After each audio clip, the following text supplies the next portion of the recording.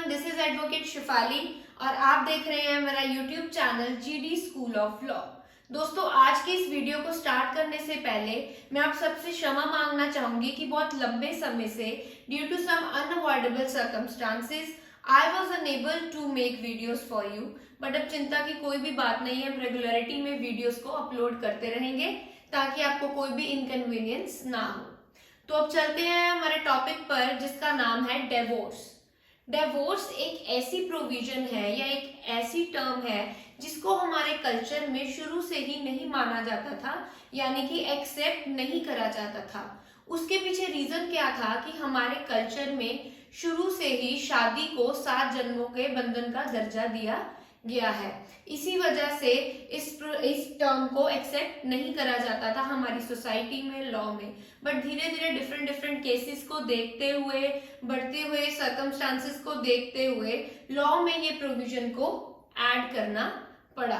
तो अब हम डिस्कस करेंगे कि ये डिवोर्स होता क्या है, इसकी प्रोविजंस क्या है, इसके ग्राउंड्स क्या है, मतलब क्या रीजंस है डिवोर्स के होने के पीछे। तो इसको डिटेल में डिस्कस करने के लिए हमें सबसे पहले हिंदू मैरिज एक्ट के सेक्शन 13 को ध्यान से समझना होगा। क्या होता है डिवोर्स, जनरली क्या क्या रीजंस होते हैं डिवोर्स के होने के पीछे। सबसे पहले हम कॉमन रीजंस पर डिस्कशन करते हैं, जैसे कि फर्स्ट रीजन, हस्बैंड और वाइफ में आपस में म्यूचुअल अंडरस्टैंडिंग नहीं हो पाती है। मतलब ऐसी सेटिंग नहीं बैठ पाती है जिसको हम आम भाषा में बोल देते हैं सेटिंग, या अंडरस्टैंडिंग, उनकी थिंकिंग नहीं मिल रही, उनमें ऐसी अंडरस्टैंडिंग नहीं बैठ पाती है कि वो अपने रिलेशन को बिल्ड कर सके, ग्रो कर सके। और क्या रीजंस हो सकते हैं, जैसे कि क्रुएलिटी, मतलब हस्बैंड और वाइफ में से कोई भी एक पर्सन के साथ दुर्व्यवहार हो रहा है या ऐसा व्यवहार हो रहा है जिसके लिए उन दोनों का इकट्ठे रहना असंभव हो रहा है, या कोई एक दूसरे के साथ चीटिंग कर रहा है, इस वजह से भी उनके बीच में डिवोर्स के ग्राउंड्स हो सकते हैं। ऐसे बहुत से रीजंस होंगे जो अब हम डिटेल में पढ़ने जा रहे हैं। यह टॉपिक बहुत ही इंटरेस्टिंग है क्योंकि आजकल आप देख ही रहे हो शादियों से ज्यादातर डिवोर्स बढ़ रहे हैं। इतनी शादी की खबरें नहीं होती जितनी डिवोर्स की खबरें आने लगी हैं। तो बहुत ध्यान से इस टॉपिक को समझना आप सबके काम आने वाला टॉपिक है। सो दोस्तों, डिवोर्स के क्या क्या ग्राउंड्स हो सकते हैं, इनको समझने से पहले सबसे पहले हम ये जानेंगे कि ये जो डिवोर्स वर्ड है ये कहाँ से डिराइव हुआ, मतलब कहाँ से लिया गया। डिवोर्स एक ऐसी टर्म है which is derive from the word divortium. Divortium means to separate, मतलब जिस बेसिस पे हस्बैंड और वाइफ एक दूसरे से सेपरेट होते हैं उनको डिवोर्स का नाम दिया जाता है। अब हम बात करेंगे कि ऐसे कौन कौन से ग्राउंड्स हैं जिनके बिहाफ पे हस्बैंड और वाइफ एक दूसरे से डिवोर्स ले सकते हैं। तो इन ग्राउंड्स को समझने के लिए हम सबसे पहले सेक्शन 13 को 2 पार्ट्स में डिवाइड करने वाले हैं। सबसे पहला पार्ट हमें ये बताता है कुछ ऐसे रीजंस, कुछ ऐसे ग्राउंड्स बताता है जिनके बिहाफ पे हस्बैंड और वाइफ दोनों एक दूसरे से डिवोर्स ले सकते हैं।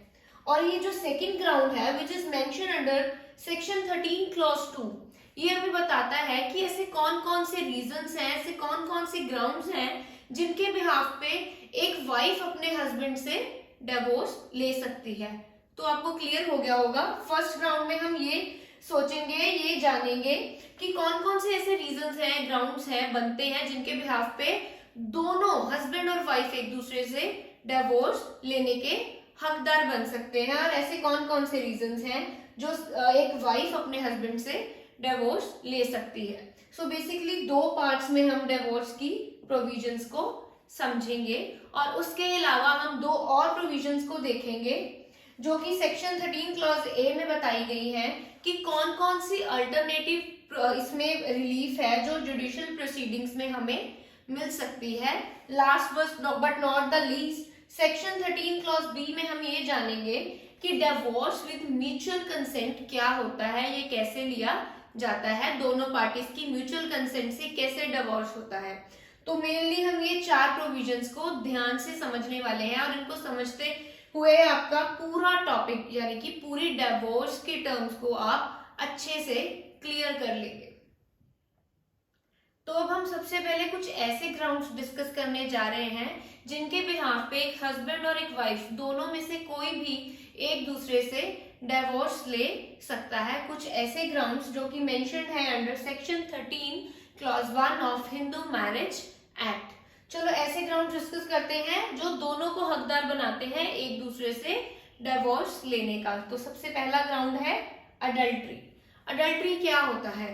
अडल्ट्री मीन्स जब हस्बैंड और वाइफ में से कोई भी अपनी शादी के बाहर किसी और से सेक्सुअल इंटरकोर्स करता है, यानी कि किसी और से संबंध बनाता है, तो ये जो दूसरा सर्वाइविंग पार्टनर है जो ये सफर कर रहा है उसको पूरा राइट देता है अपने हस्बैंड या अपने वाइफ से डिवोर्स लेने का। सपोज ए और बी, ए हस्बैंड है और बी वाइफ है।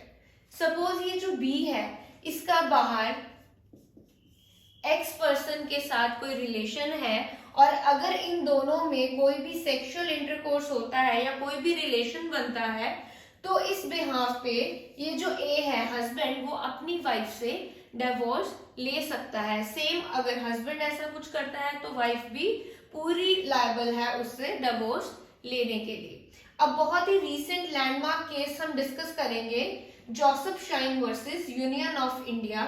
2013 में ये जजमेंट पास करी गई थी, जिससे पहले अडल्ट्री को एक क्राइम माना जाता था, मतलब अडल्ट्री करने वाले को एक पनिशमेंट दी जाती थी, एक क्राइम माना जाता था। बट 2018 की जजमेंट के बाद इसको अब क्राइम नहीं माना जाता है। हाँ, इस बेसिस पे हस्बैंड और वाइफ एक दूसरे से डिवोर्स जरूर ले सकते हैं। बढ़ते हैं सेकंड पॉइंट की तरफ। और कौन से ग्राउंड्स हैं जो हस्बैंड और वाइफ को एक दूसरे से डिवोर्स लेने के लिए एक स्ट्रॉन्ग पॉइंट बनाते हैं? जैसे कि क्रुएलिटी। क्रुएलिटी मतलब जब हस्बैंड और वाइफ में से कोई भी क्रुएलिटी का शिकार हो रहा है या उसके साथ कोई ऐसा दुर्व्यवहार हो रहा है जिसकी वजह से उन दोनों का इकट्ठे रह पाना बहुत ही मुश्किल हो रहा है, और हो सकता है कि अगर वो इकट्ठे रहे उस दुर्व्यवहार की वजह से दोनों में से कोई एक क्राइम का शिकार भी हो जाए, तो इन ग्राउंड्स पर भी डिवोर्स ले सकते हैं। क्रुएलिटी दो तरीके की होती है, first one is physical cruelty and second one is mental cruelty. Physical cruelty means जब हस्बैंड या वाइफ में से कोई एक दूसरे के साथ कोई ऐसी क्रुएलिटी कर रहा है, उसके साथ मारपीट कर रहा है, उसको हम फिजिकल क्रुएलिटी कहते हैं। मतलब फिजिकली उसकी बॉडी को हार्म करना फिजिकल क्रुएलिटी कहलाता है। देन मेंटल क्रुएलिटी मतलब किसी को मेंटली टॉर्चर करना, उसको टॉन्ट्स करना या उसको मेंटली ऐसे हैरास करना कि वो क्रुएलिटी का शिकार हो जाए, उसको मेंटल क्रुएलिटी भी कहते हैं। या हस्बैंड और वाइफ में से कोई भी एक दूसरे के साथ क्रुएलिटी करता है या कोई ऐसा दुर्व्यवहार करता है तो ये भी एक डिवोर्स का कारण हो सकता है। इसके बिहाफ पे भी हस्बैंड और वाइफ में से कोई भी एक अपने स्पाउस से डिवोर्स ले सकता है। Third one is desertion. Desertion मतलब जब कोई भी स्पाउस, चाहे हस्बैंड चाहे वाइफ, बिना किसी रीजन के अपनी वाइफ को छोड़कर चला जाता है तो उसे डिजर्शन का नाम भी दिया जाता है। दोस्तों बहुत से ग्राउंड्स हैं, बहुत से ऐसे रीजंस हैं जो डिजर्शन को क्लियर करते हैं, जैसे कि बिना किसी रीजन के अगर कोई भी पर्सन, कोई भी स्पाउस अपने हस्बैंड या वाइफ को निग्लेक्ट कर देता है, यानी कि छोड़ के चला जाता है in order to end their married life, ताकि उनकी जो मैरिड लाइफ है वो खत्म हो सके, और डिजर्ट करता रहता है उसको 2 साल से ज्यादा। मतलब एक सपोज एक एग्जांपल से आपको समझाती हूँ। एक हस्बैंड है और वो अपनी वाइफ को अचानक छोड़ के चला गया और उसके पास कोई भी रीजन नहीं है उसने क्यों अपनी वाइफ को छोड़ा, और 2 साल से ज्यादा हो गए वो नहीं दिख रहा है कहाँ गया, और बिना किसी रीजन के अगर वो उसको छोड़ के चला जाता है in order to end their life, married life, तो उसको भी डिजर्शन का नाम दिया जाता है। और ये भी एक वैलिड ग्राउंड है जिसके बिहाफ पे हस्बैंड या वाइफ जो भी इसका शिकार हुआ है वो दूसरे पर्सन के अगेंस्ट डिवोर्स की प्रोसीडिंग स्टार्ट कर सकता है और डिवोर्स ले सकता है। अब बात करेंगे conversion, which is mentioned under section 13 clause 2 conversion, conversion कैसे डिवोर्स का ग्राउंड बन सकता है? सपोज अगर कोई पर्सन शादी के बाद अपना रिलीजन कन्वर्ट कर लेता है, जो उसकी पार्टनर है यानी कि जो उसका स्पाउस है उसको नहीं पसंद आ रहा है, तो इस कन्वर्जन के बिहाफ पे भी डिवोर्स लिया जा सकता है। अब मैं एक एग्जांपल बताऊंगी नॉर्मली आपको एक्सप्लेन करने के लिए। इसका एग्जांपल का मोटिव किसी भी धर्म को ठेस पहुंचाना बिल्कुल नहीं है। सपोज एक हिंदू गर्ल है और एक हिंदू बॉय है, तो अगर आफ्टर मैरिज बॉय एकदम से बोले कि वो मुस्लिम धर्म में कन्वर्ट करने जा रहा है, अपने आप को इस्लाम अपनाने जा रहा है, तो रिलीजन को अपनाना सबकी अपनी फ्रीडम होती है, बट इस बेसिस पे अगर जो वाइफ है जो हिंदू धर्म में जिन्होंने शादी करके एक दूसरे के साथ जुड़े हैं, ये वाइफ के लिए एक वैलिड ग्राउंड होगा कि अगर वो चाहे तो उससे इस ग्राउंड के ऊपर डिवोर्स फाइल कर सकती है। अगला ग्राउंड है मेंटल डिसऑर्डर, मतलब कि हस्बैंड या वाइफ में से किसी एक को ऐसी दिमागी प्रॉब्लम है यानी कि किसी की मेंटली हालत, दिमागी हालत इतनी खराब है कि दूसरे पार्टनर का उसके साथ रहना असंभव है, तो इस ग्राउंड पे भी वो स्पाउस एक दूसरे से डिवोर्स ले सकते हैं। Next ground is vulnerable disease. Vulnerable disease मतलब कोई ऐसी बीमारी, कोई ऐसी कम्युनिकेबल डिसीज, फैलने वाली बीमारी जो सेक्सुअल इंटरकोर्स करने से एक दूसरे को ट्रांसफर हो सकती है, तो उस बेसिस पे भी हस्बैंड या वाइफ एक दूसरे से डिवोर्स ले सकते हैं। Next point is renunciation. Renunciation मतलब संसार को त्याग देना। कोई ऐसे केसेस जिसमें हस्बैंड या वाइफ पूरा संसार त्याग के सन्यासी बन जाता है। सन्यासी means in a proper way, किसी रिलीजन में एंटर होकर प्रॉपर सन्यास त्याग लेने को रिनाउंसिएशन बोलते हैं, ना कि सिर्फ एक भगवा चोला पहनने को त्यागना जिसको हम बोलते हैं सन्यासी हो जाना नहीं बोलते हैं। तो अगर कोई प्रॉपर एक रिलीजन में एंटर होके सन्यासी बन रहा है, संसार को त्याग रहा है, तो उसके पार्टनर को ये पूरा हक है उससे डिवोर्स लेने का, वो डिवोर्स को फाइल कर सकता है। Next is presume dead. Presume dead मतलब दोनों में से कोई एक पर्सन जो काफी देर से गायब है, जिसको डेड प्रिज्यूम कर दिया गया है, यानी कि पिछले 7 सालों से जिसको नहीं देखा गया है और ऐसा माना जाता है कि वो डेड है, तो ये भी एक ग्राउंड है उसके पार्टनर को डिवोर्स लेने के लिए। अब हम बात करते हैं सेक्शन 13 क्लॉज 1A की, जो भी दोनों हस्बैंड और वाइफ को एक राइट देता है एक दूसरे के साथ डिवोर्स फाइल करने के लिए, डिवोर्स लेने के लिए। वो कौन कौन से 2 पॉइंट्स हैं, जैसे कि एक जुडिशियल सेपरेशन की डिक्री, जिसको हम नेक्स्ट वीडियो में पढ़ेंगे कि जुडिशियल सेपरेशन क्या होता है। दोस्तों ये डिवोर्स से कुछ थोड़ा सा अलग होता है, एक थिन लाइन सा डिफरेंस होता है डिवोर्स और जुडिशियल सेपरेशन के बीच में। तो अभी के लिए जुडिशियल सेपरेशन होने के 1 साल तक, उसके बाद उन दोनों में हस्बैंड और वाइफ में कोई भी कोहैबिटेशन मतलब कि कोई भी रिलेशन, सेक्सुअल रिलेशन नहीं बना है, उस डिक्री को पास होने के बाद भी फिर भी वो उनमें से कोई भी एक पार्टनर डिवोर्स ले सकता है। Next point is no restitution of conjugal rights for more than 1 year after passing decree. मतलब डिक्री के पास होने के बाद भी उन दोनों में कोई भी रिलेशन नहीं बन पाया, वो इकट्ठे नहीं हो पाए हैं या एक दूसरे के साथ रहने को मना कर रहे हैं, तो ये भी एक ग्राउंड बन सकता है डिवोर्स लेने का। ये थे पॉइंट्स, कुछ पॉइंट्स जो section 13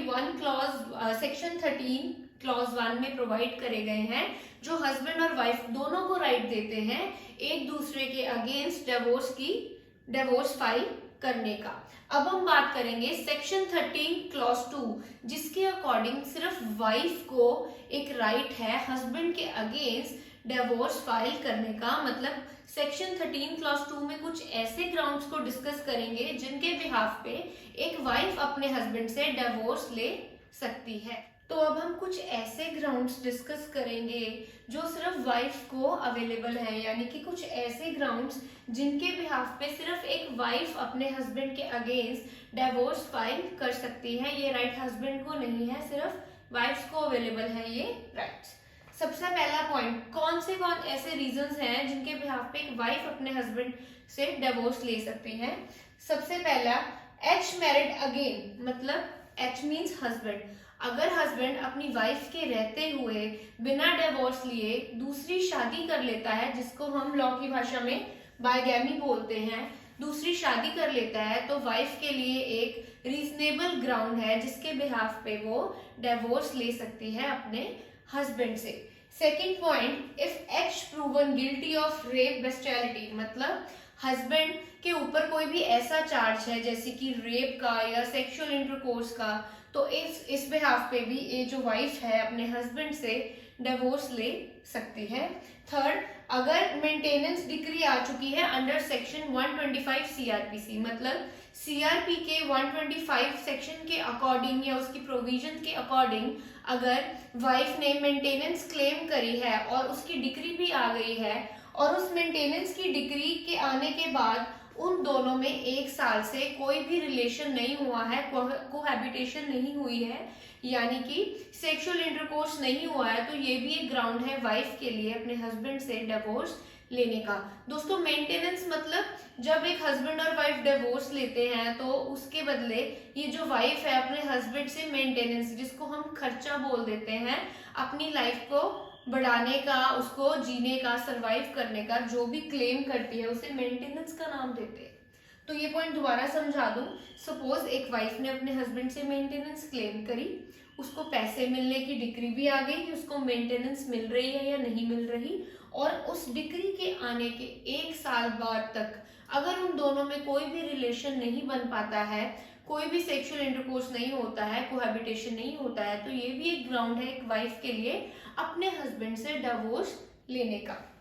last point, marriage solemnized when wife under 15 age and she repudiated marriage after 18 years, मतलब अगर कोई वाइफ है, उसकी शादी 15 साल में हो गई थी, उसके पेरेंट्स ने उसकी शादी 15 साल में कर दी थी या उसने खुद शादी कर ली थी 15 साल की उम्र में, और अगर वो 18 साल की हो जाती है, तो अगर वो अपनी मैरिज को कंटिन्यू नहीं करना चाहती, रिप्यूडिएट करना चाहती है, तो वो अपने हस्बैंड से डिवोर्स ले सकती है जब वो 18 साल की हो जाती है। उसके बाद अगर उसको लगता है कि उसको डिवोर्स लेना चाहिए, ये मैरिज वैलिड मैरिज नहीं है, तो ये भी एक ग्राउंड बनता है वाइफ के लिए अपने हस्बैंड से डिवोर्स लेने का। ये 4 रीजंस थे जिनके बेसिस के ऊपर एक वाइफ को ग्राउंड्स अवेलेबल हैं अपने हस्बैंड से डिवोर्स लेने के लिए। उसके बाद एक और इम्पॉर्टेंट रीजन और एक इम्पॉर्टेंट ग्राउंड डिस्कस करेंगे, divorce by mutual consent, which is mention under section 13 clause B of Hindu marriage act, जो ये बताता है कि अगर हस्बैंड और वाइफ दोनों की आपसी सहमति से या दोनों आपसी है सहमति से ये सोच लेते हैं कि उनका इकट्ठे रहना या मैरिड लाइफ को कंटिन्यू करना ठीक नहीं है, वो आपसी सहमति से अलग होना चाहते हैं, तो ये सेक्शन उनको पूरा राइट देता है इस बिहाफ पे डिवोर्स फाइल करने का, प्रोसीडिंग्स चलाने का और एक दूसरे को डिवोर्स देने का। सो दोस्तों, ये थी हमारी आज की वीडियो जिसमें मैंने आपको section 13 of Hindu marriage act के सारे प्रोविजंस डिटेल में समझा दिए हैं, 2 ग्राउंड्स को डिवाइड करके बताया है। कुछ ऐसे ग्राउंड्स जिनके बिहाफ पे हस्बैंड और वाइफ दोनों डिवोर्स ले सकते हैं, जैसे कि रिनंसिएशन, जैसे कि संन्यास ले लेना जिसको हम रिनंसिएशन बोलते हैं, कन्वर्जन इनटू अनदर रिलीजन, अगर कोई कन्वर्जन कर देता है, अगर कोई एक दूसरे को बिना रीजन के छोड़ देता है, डिजर्शन कर देता है, क्रूएलिटी करता है, एडल्ट्री करता है, ये सारे कुछ कॉमन रीजंस थे जो हस्बैंड और वाइफ एक दूसरे से डिवोर्स ले सकते थे, और इन 4 रीजंस की हेल्प से एक वाइफ अपने हस्बैंड के अगेंस्ट डिवोर्स फाइल कर सकती है। एंड आई होप आपको ये टॉपिक कि डिवोर्स क्या है, इसकी इंपॉर्टेंट प्रोविजंस क्या हैं और इसके क्या क्या ग्राउंड्स हैं, अच्छे से क्लियर हो गया होगा। और अगर अब भी आपको कोई इस टॉपिक से रिलेटेड डाउट है तो आप कमेंट बॉक्स में अपना डाउट लिखिए, I will answer you shortly. और इसी के साथ ही मेरा आज की वीडियो लेक्चर सीरीज खत्म होती है और मैं शिफाली आपसे अलविदा लेती हूँ। मिलती हूँ नेक्स्ट वीडियो में एक और नए टॉपिक के साथ। Goodbye friends.